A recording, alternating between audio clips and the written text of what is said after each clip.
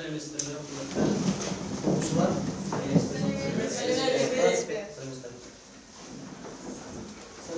Отырыңдар. Оқушылар, бірінші бүгінгі сабақта кім жауап екенін көре алайық, иә? Бүгінгі сабақта кім жоқ бізде? Кім? Жауап береміз тұрып. Бүгін Салған, Мария, Салтанат, Сабина. Оғиялық көңілсіз. Бәріміз бірінші көзіміз жұмайық. Бірінші көзіміз жұмамыз. Терең ойдың тұнығына кетеміз. Енді біз терең ойдың тұнығына тұтқан кезде біздің төбемізден жаңбыр жауады. Қолымыз себелейміз. Жаңбыр қалай жаушы еді? Солай қолымыз себелейміз. Жаңбыр кенттен басылады да бізге жел соғады. Тоңған эмоция білдіреміз. Өз-өзімізді құшақтаймыз. Жел соғып жатыр. Жел соғып болды. Енді күн ашылды. Бәріміз көзімізді ашамыз. Бізде жап-жарық күн жылы, ой төріміз жылы, жарық қайтеміз. Ағарай сабағымызды жалғастырамыз. Жақсы.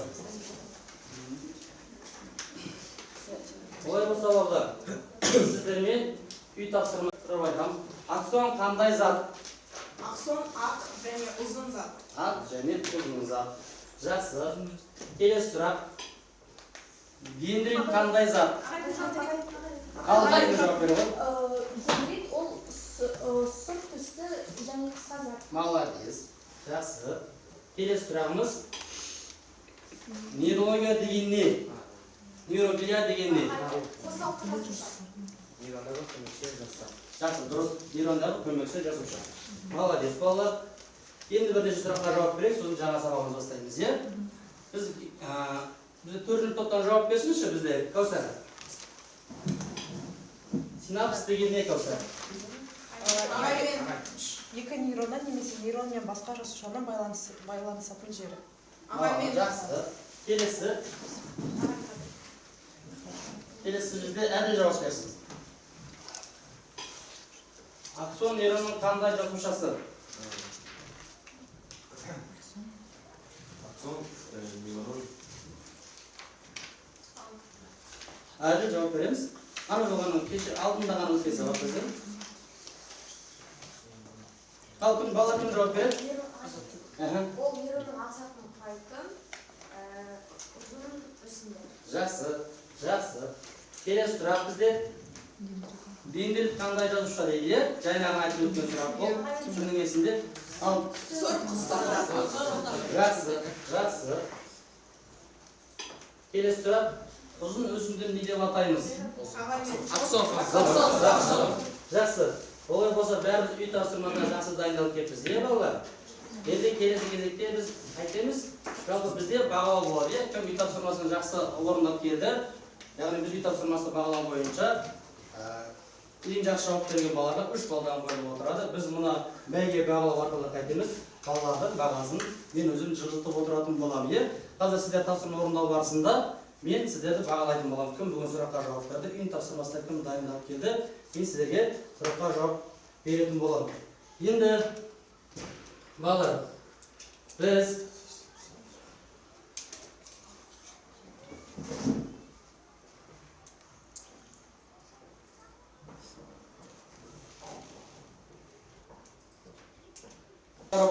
миенді және миелес аксондары жүктеу жүйесінің импульстарының туындауы және өткізу жылдамдығына мембраналық потенциал, тыныстық потенциал және әрекет потенциалын модельдеу және жүйке импульстарының туындайтын автобус жылдамдығын зерттеу туралы сабақ болады. Жалпы сабағымыздың мақсаты жүйке импульсының пайда болуын сипаттау және жүйке импульсының өткізуін сипаттау табылады.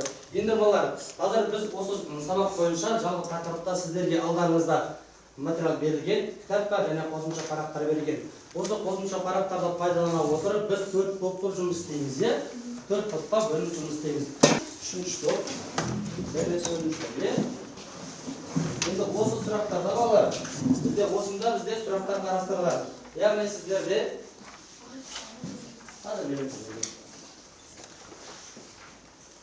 сіздерге осы сұраққа қарастырылады. Яғни бізде 1-ші топ балалар, сіздер теориялық бөлім бойынша мына тұрған сұрақтарды қарастырасыздар. Екінші топ сіздер талдау және салыстыру тапсырмалары бойынша жұмыс істейсіздер. Алдарыңыздағы қағазға. Ал үшінші топ сіздер есептік тапсырма бойынша жұмыс істейсіздер. Ал төртінші топ сіздер модельдеу жасайсыздар. Сіздерге қазір модельдеудің қағазын беремін. Сол бойынша оқып, не істеу керек екенін жасаймыз, жақсы ма? Модельдеу жұмысын істейтін боламыз.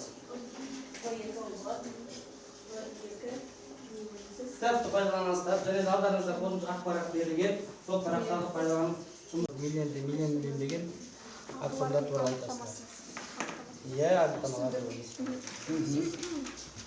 Да қоям, и бірден жазу. Сөтен мейлінсіз бөлінген нөл бүтін осы бойынша жасайсыздар. Иә? Красный.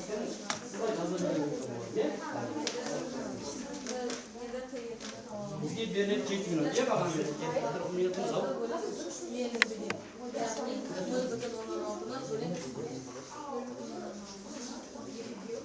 Мына бойынша ойлайсыздар, иә?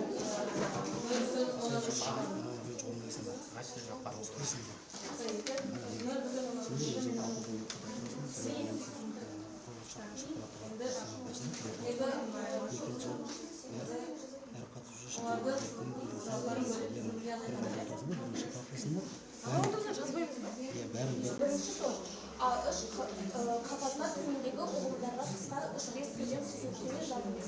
Потенциалы, әрекет потенциалы, деполяризация және реполяризация. Мигренде аксондағы тұзақты өткізудің мәні мигренсіз аксонда инсульсіз таралу ерекшелігі. Біз теориялық бөлімдердің анықтамасын жаздық. Иә, анықтамасын жаздық. Біз анықтамаларын жазу болған тапсырма. Бірінші ол бізде тыныштық потенциалы. Тыныштық потенциалы нейронна қозғалған кезде оның мембранасындағы заряд аймасы. Ол шамамен 70 секундына болады. Бұл кезде натрий күміс соғасына калийді ішке, натрийді сыртқа шығарып, жақсылықты жасаймыз. Екінші, әрекет потенциалы. Екіншісі, әрекет потенциалы. Нейрон қозғанда мембрананың деполяризацияны қайта деполяризацияларының ол натрий каналдарының ашылып, кат плюс каналдарының ашылуы арқылы жүреді.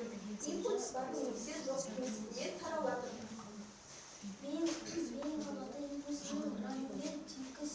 Таралуына мүмкіндік береді. Біріншісі миотиксіз аксон импульсіз таралуы. Импульс мембрана бойымен біртіндеп үнсіз тарайды. Жылдамдығы баяу, өйткені әр нүктеде иондық алмасу жүреді. Энергия шығыны көп. Жақсы, отырамыз. Жақсы. Берілді, критерий таралу түрі мейлінді аксондар тұзақты түйінен түйінге секіреді, ал мейлінсіз аксондар үздіксіз таралады. критерий таралу түрі мейлінді аксон тұзақты түйесінен түйінге секіреді. Екіншісі мейлінсіз акон үздіксіз таралуы. Үздіксіз таралуы, жақсы. Энергия шығыны бойынша. Критерий жылдамдығы мейлінді аксонда өте жылдам 50-120 метр секунд. Ал мейлінсіз аксонда баяу 0,5-2 метр секунд. Критерий энергия шығыны. Азамат. Жағында оқимыз.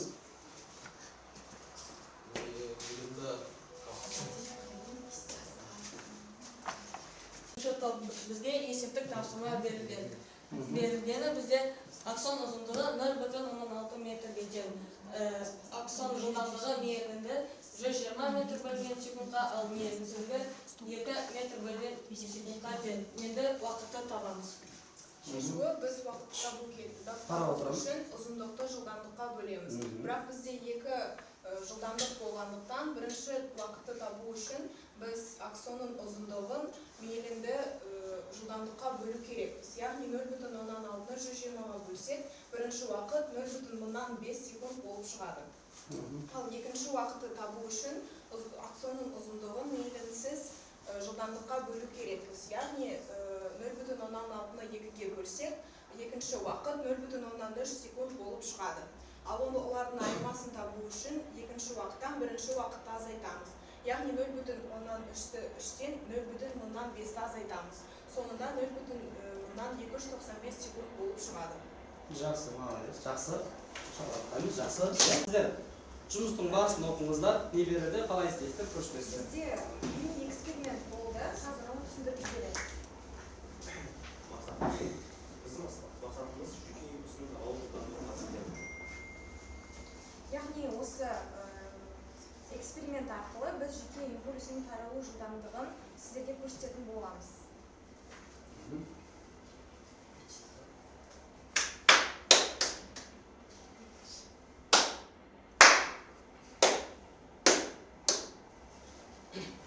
Ал енді осы эксперимент арқылы не айта аламыз? Біз 5 адамды қатарға тұрғызып, бір адам қошырлықтау арқылы сигнал береді. Яғни біреуі Миллиен-Даксо моделі, екіншісі Миллиен-Даксо моделі. Біріншісінде Миллиен-Даксо моделі, яғни әр қатысушы шапалақты бірден келесіге береді, яғни жылдамырақ. Ал Миллиен-Даксо моделі әр қатысушы шапалақтау алдында 2 секунд кідіріс жасайды. Оның жалпы уақытын айта кететін болсақ. Біздің екі модельдің жалпы уақыты 15 секунд. Себебі Миллиен-Даксо моделінде әр қатысушы бірден бергендіктен 5 адам 5 секунд ішінде шапалақтады.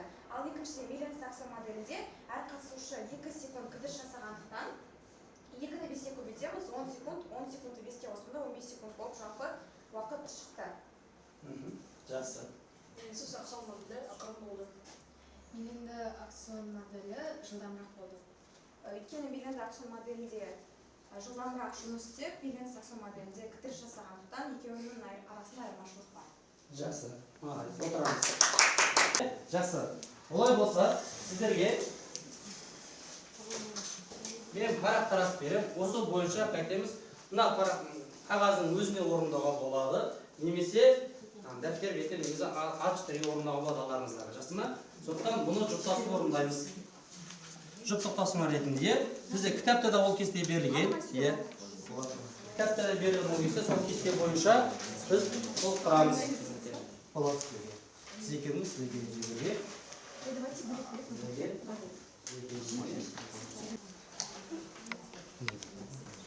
Сделала?